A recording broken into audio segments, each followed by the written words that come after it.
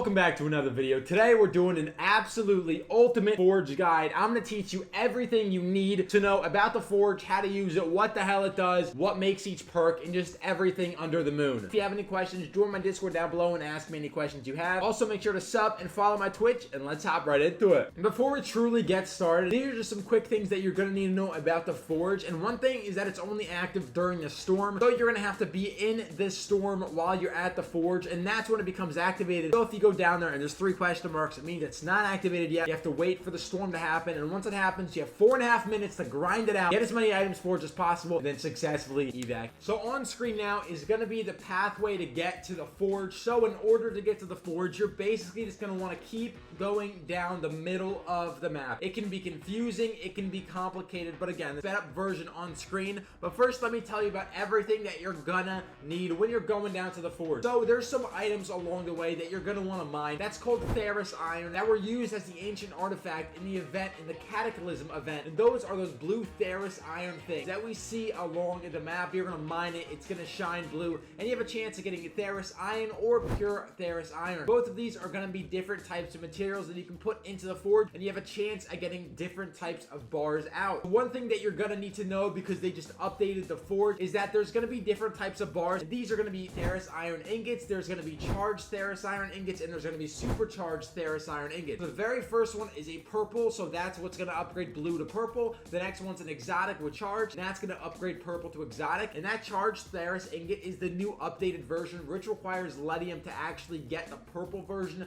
to the exotic version. So you're going to have to bring some leadium with you when you put it in. And again, this is subject to change. The forge is going to undergo a lot of different changes. We don't know what it is, but again, these iron ingots are probably always going to stay in the game. So at this current moment in time in this recording, you need leadium to go from purple to exotic. Now, from the charged ferrous iron to the supercharged ferrous iron, I don't believe you need leadium. You just need to have that luck at getting the supercharged ferrous ingot, just because it's a chance. It's not guaranteed, but hopefully once you get there, you can make that legendary things. And also, there's going to be something called an abyss alloy, and this is literally a loot box that you just stick into the forge and something random pops out. I've got a monstrous bag from this, which is a legendary backpack. I've got a gold shield from this. I've got a gold helmet from this. You can get literally almost anything from out of the forge. So that's what you're getting in those battle pass, is that abyss alloy, and that's literally just a loot box that you put in with compatible armor. I would recommend purple, and you just stick that in there and you see what happens. Now, once you're down at the forge, you know that you can craft perks and put perks onto armor, and the only way you do this is that you put the items into the forge when you're upgrading the armor. Let's just say if you have a legendary shield and you place a legendary shield with, say, a bright cap mushroom, if you put them together, it won't work. You won't get a perk out of it, just because you have to put the perk item in there when it's upgrading. So in order to get a perk on the purple armor, you put a item in there when you're going from blue to purple, not when you're going from purple with the item to get a perk. So you have to be upgrading the armor in order to make the perk. Now, maybe some of you are wondering, what else could I put in here? Does it work? Does it not work? The forge actually tells you what will work as a perk or even as an armor. As you see right here, I'm just placing items in there, and if you notice, around the circles of each item, there's purple, purple, purple, light blue, purple. None of them are red. If there's a red circle around your item, that means that it's not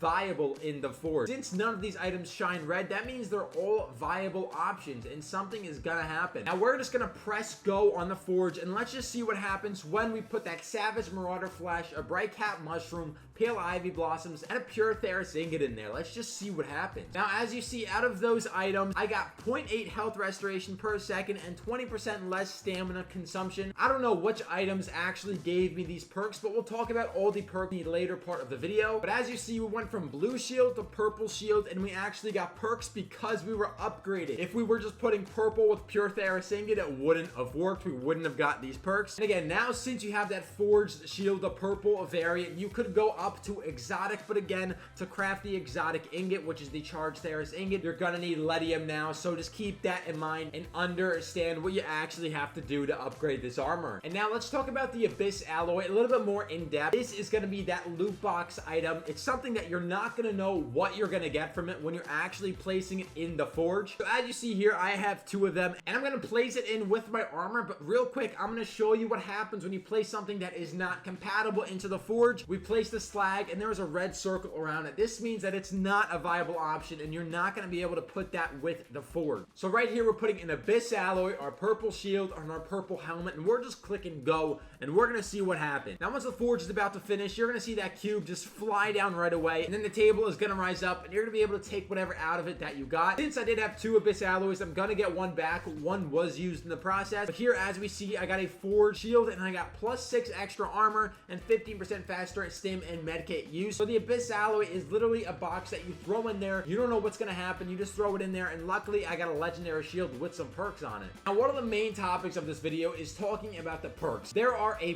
plethora of different perks in the game, and we're gonna talk about how to get every single perk in this game. Now, these are all the perks you can actually get on your armor. There's too many to talk about, so basically I'm gonna leave this on screen. Make sure to share it with your friends so they know what the heck they're getting themselves into, and let me run you down what this actually means. So this on the left is the column for forge perks. So these are the perks that you can actually get. So let's say you wanted to max stamina, you would have a couple different items that give you the chance at getting this perk. These materials are all different things that you can put in to get the chance of getting that perk. You're not guaranteed that perk. You're not guaranteed anything. Again, the forge is basically a lottery machine, but some things can be driven to get certain perks. So again, if you wanted max stamina, you could put water weed, you could put strider flesh, marauder flesh, rattler's eye, marauder plate. If I were you, I'd put as many of these items as possible in there. So I'd stick a water weed filament in there, a strider flesh in there, marauder flesh in there, a rattler's eye in there, and then hope to God you get max stamina, basically. Now again, the forge is always changing. They just made it so you have to put more materials in there to get the certain perk. So again, you're gonna have to put a couple of each item or a couple of each different item. Again, basically this guide is just to give you kind of an idea of how the forge works. Always gonna change, so we don't know exactly what's gonna happen. These perks will more than likely probably stay the same. Again, some items will differ, but we're learning as we go. This is all new to us. Take this all in with a grain of salt. Pause the video if you need, and just kind of understand what perks you're gonna want. Grind for those items and just grind for what you're looking for. Boys, thank you for watching. Hopefully you enjoyed, and I hope to see you in the comments and on my Twitch channel. So with that being said, I'll see you in the next one.